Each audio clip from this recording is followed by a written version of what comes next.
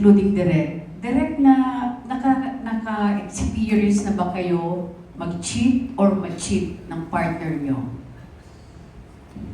Ako naka-experience na mag-cheat. Whatever. Or it's ma-cheat na either mag-cheatan. your partner o kung sino man.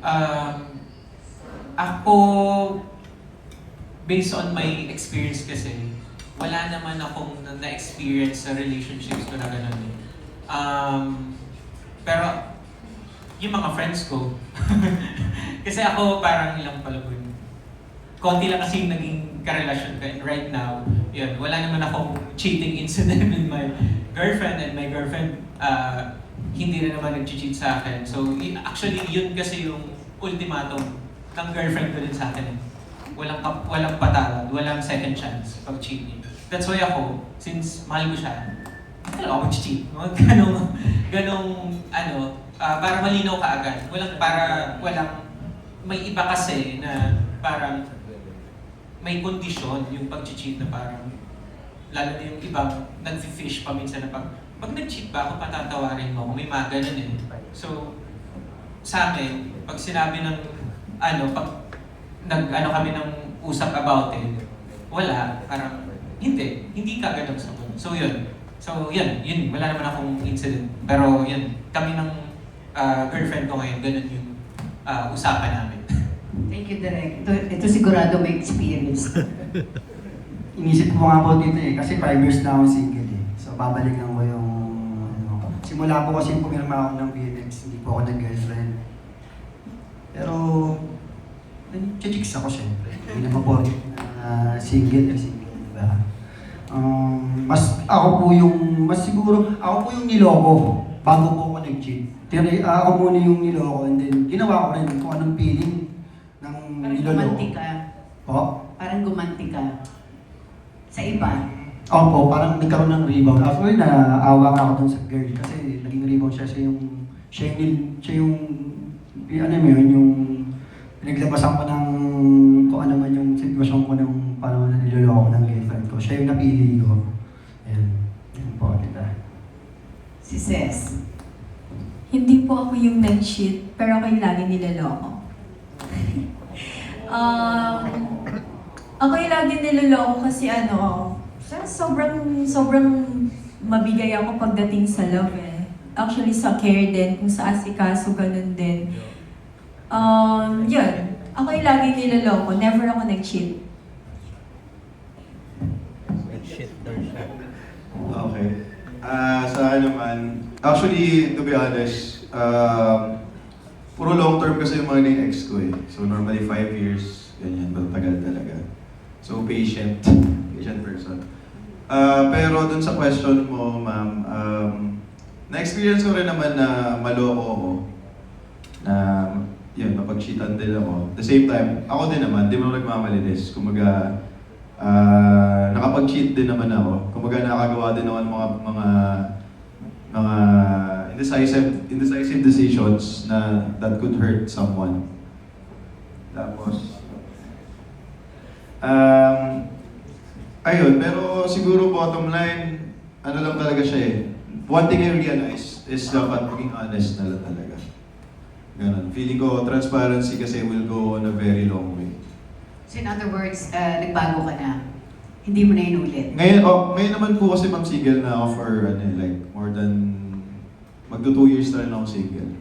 Oh. So wala naman akong girlfriend din since nag-start ako sa Viva. And till na wala naman akong girlfriend. So hindi ko siya masabing cheating just like Vince. Kasi nga, hindi naman porket single guys, hindi ka nagkakaroon ng mga babaeng friends. But I'm just saying, on my track right now, wala naman akong nilolokong tao. Thank you. Balikan ko lang si Vince. Vince kasi, ang hinayang lang kami, no? Kasi medyo matagal, sabi nga ni June Lalin kanina, matagal-tagal kang nawala. Magaling ka kasi, magaling ka umarte. And all of a sudden, bigla kang disappear. Like what you said, nag-travel.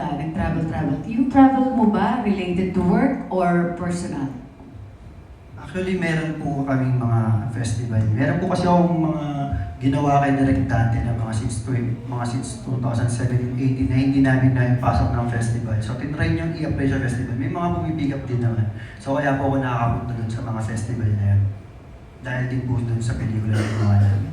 So work-related din pala. Yes po. Kasama na rin yung doon, gala doon, na nag-extend ng mga 5 days para ma-explore yung lugar. Ganun po. Okay. Pero bakit ang tagal? Kasi po may trabaho din kasi si Direk doon eh. Actually nag-ano din siya doon eh. Meron siyang mga masterclass. So may masterclass siya doon. So, Brilyante. Yes, so Okay. talented na rin po. So kaya kami na-extend din doon ng mga 3 days, minsan 5 days dahil din po sa work niya. So para isang puntahan na lang, ano na lang po doon. Yung event namin inaayos namin yung schedule po namin dito na hanggat nandun kami sa main bansa yun, minamaximize na po namin kung ano yung mga pwede namin gawin. Kaya po matagal. Kasama na kasi yung gala. Lastly kay Ces. Ces, yung dalawa kasi sabi nila single sila ngayon. Ikaw, kumusta ka? Single po. Single ka. If ever meron kang boyfriend, sa palagay mo kaya papayagan ka niya magpa-sexy? Kung hindi niya rin naman ako papayagan, wag na lang. Kasi pangarap ko talaga maging artista. Tsaka nasimulan ko na din po eh. Okay, thank you so much for being Thank you po. honest. Thank you. Alright, maraming salamat po. Ngayon naman, moving on to Isa Iglesias from Manila Times. Hello, good afternoon. My first question is to Direk. Direk, I'm sorry, I'm here po. How do you ensure na yung intimate scenes will really contribute to the overall story ng film? And paano po ba ginagawa yung mga scenes na yan? Is it also included sa script? Or minsan at the moment, may niisip kayo magandang angle, magandang scenes at the moment niyo po ginagawa? Ako naman, as yung parang Bible ko as a director, as director ng erotic film, I don't really want na ang sexy na hindi nagko-contribute to the narrative. Gusto ko, pag may sexy dyan, may purpose. Hindi yung just because.